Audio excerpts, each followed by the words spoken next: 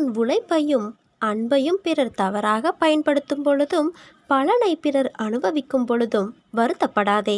அவர்கள் உன் கர்மாக்களை உன் பாவங்களை அனுபவித்து உன் கர்ம வினைகளை விரைந்து முடிக்கவே அப்படி செய்கிறார்கள்.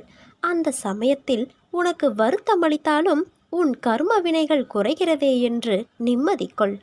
எந்த சூழ்நிலையிலும் இழந்து போனதையும் தொலைத்து விட்டதையும் எண்ணி கவலை கொள்ளாதே. நடப்பவையாவும் நன்மைக்கே என்று நம்பிக்கையுடன் உன் லட்சியத்தை நோக்கி முன்னேறி செல். எல்லாம் நன்மைக்கே என்று சொல்கிறீர்களே, ஆனால் என் வழிகள் அப்படியே இருக்கிறதே, எந்த நன்மையும் நடக்கவில்லையே என்கிறாயா? கொஞ்ச நாள் பொறுமையாக இரு. உன் வேண்டுதல் நிச்சயம் பலிக்கும். நீ அனுபவிக்கும் துயரங்களையே பெரிதாக நினைத்து போராடுகிறாய். அது உன்னை தாக்காமல் இருக்கவே நான் இங்கு போராடி கொண்டு இருக்கிறேன். அதனால்தான் நான் அடிக்கடி கூறுகிறேன், முடித்தவரை எல்லோருக்கும் நல்லதே செய், எதற்காகவும் அஞ்சாதே என்று. உன்னோடும் உன் குடும்பத்தோடும் உன் சாயப்பா நான் இருக்கிறேன்.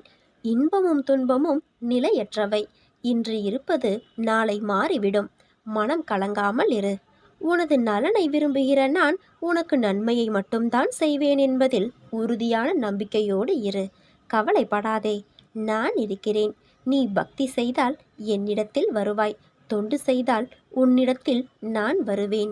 உன் வாழ்க்கையில் எது நடந்தாலும் எல்லாமே எனக்கு தெரியும். அடுத்தவர்களை பார்த்து பொறாமைப்படாதே. உன்னுடைய கர்மா வேறு, அவர்களுடைய கர்மா வேறு. உனக்கு எந்த கஷ்டம் வந்தாலும் ஒரு விளக்கு ஏற்றி என்னை கூப்பிடு, கண்டிப்பாக நான் வருவேன். நம்பிக்கை மிகவும் முக்கியம். கூடிய விரைவில் நான் உனக்கு ஆசிர்வதிப்பேன். பொறுமையாக இரு. உன்னை நான் சீரடிக்க அழைக்கப் போகின்றேன். உனக்கான நல்ல வாழ்க்கையை அமைத்து உன்னை வெற்றி சிம்மாசனத்தில் வைத்து நான் அழகு பார்க்கப் போகின்றேன். என்னையே துணையாக கொண்டு என் மீது நம்பிக்கையாக இருப்பவர்களுக்கு நியாயத்தை செய்வேன். அவர்கள் இழந்து போன அனைத்தையும் பெறுவதற்கு நான் உறுதுணையாக நிற்பேன். நீ எனக்கு மலர்களை உன் கைகளால் கோர்த்து எனக்கு போடும் பொழுது நான் எவ்வளவு மகிழ்ச்சியாக அதை ஏற்றுக்கொள்வேன் தெரியுமா?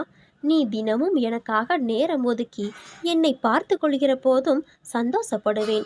அப்படி இருக்கும் உன்னை நான் எந்த குறையும் இல்லாமல் காலமெல்லாம் உன் வீட்டிலிருந்து உன் கையால் சாப்பிட்டு உன்னை கஷ்டப்பட விடாமல் அனைத்து செல்வங்களையும் கொடுத்து உன்னை மற்றவர்கள் ஆச்சரியப்படும் அளவுக்கு உயரத்தில் வைத்து அழகு பார்ப்பேன்.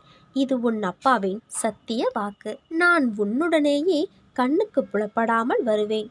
கவலை வேண்டாம், நான் உன் அருகிலேயே இருக்கின்றேன். தாளிடப்பட்ட கதவுகள் என் நுழைவை தடுத்து விட முடியாது.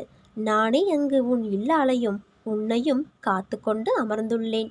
நீ எங்கு இருந்தாலும் என்னை நினை, நான் உன் பக்கத்தில் இருப்பேன். நீ நினைப்பது நடக்க வேண்டும் என்று மட்டும் எண்ணுகிறாய். ஆனால் நன்கொடையளிக்க உனக்கு விருப்பமில்லை. என்னை நினைத்து 10 ரூபாய் நன்கொடையளி. உனக்கு ஒன்றுக்கு 10ஆக நன்மை ஏற்படும். யாரோ ஒருவர் எதையோ ஒன்றை தற்செயலாக செய்வார். அந்த நிமிடத்திலிருந்து உனக்கு நல்ல காலம் ஆரம்பமாகிவிடும். 10 நாட்களுக்கு பிறகு உன் வேலை நடக்கும். நீ 7 நபர்களை சந்திப்பாய். இதை நன்றாக நினைவில் வைத்துக்கொள்.